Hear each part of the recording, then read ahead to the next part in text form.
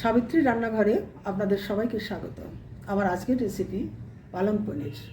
পালং শাক আছে, পনির আছে, একটা টমেটো আছে, পেঁয়াজ কুচি আছে, গ্রেট করা রসুন আছে, আদা আছে, অল্প হলুদ আছে, নুন আছে, কাঁচা লঙ্কা আছে, ফোড়নের জন্য গরম মশলা আছে, কয়েকটা কাজু আছে, ধনেপাতা আছে। পালং শাক আমি প্রথমে অল্প ভাপিয়ে নেব, তারপর ধনেপাতা, পালং শাক, কাজু, কাঁচা লঙ্কা এগুলো আমি পেস্ট করে নেব।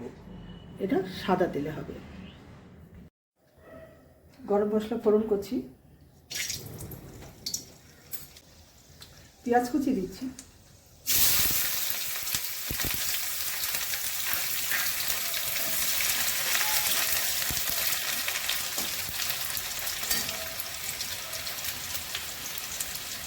গ্রেট করা রসুন দিচ্ছি, রসুনটা একটু বেশি দিচ্ছি,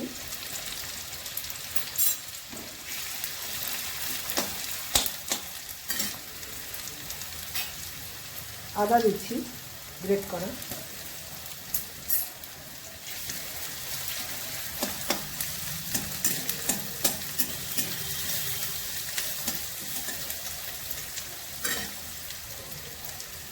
হলুদ দিলাম অল্প,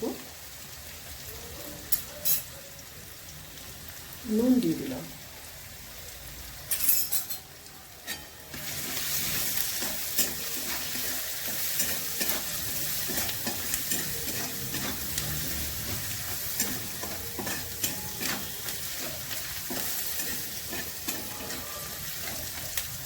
একটু ভাজা হবে।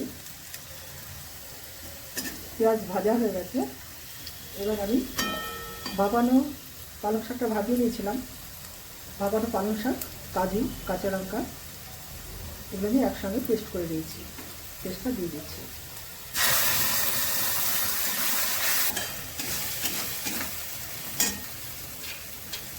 টমেটোটা দিয়ে দিলাম,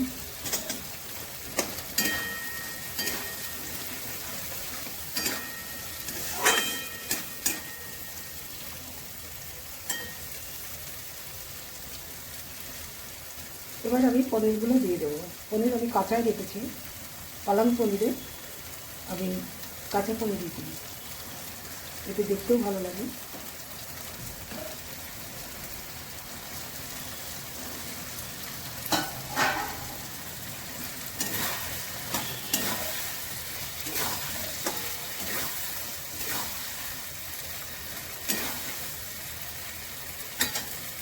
একটু কষানো হবে, বাটার দিচ্ছি,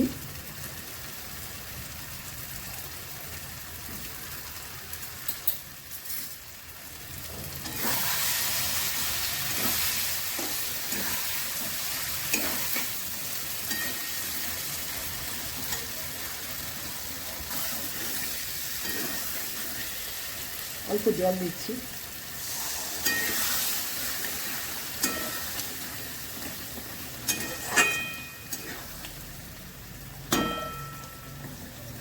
এবার একটু ঢাকা দিচ্ছি, টেস্টের জন্য চিনি দিচ্ছি।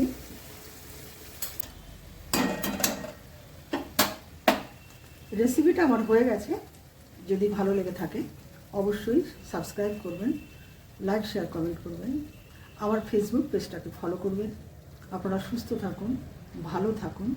ভিডিওটা এখানেই শেষ করছি।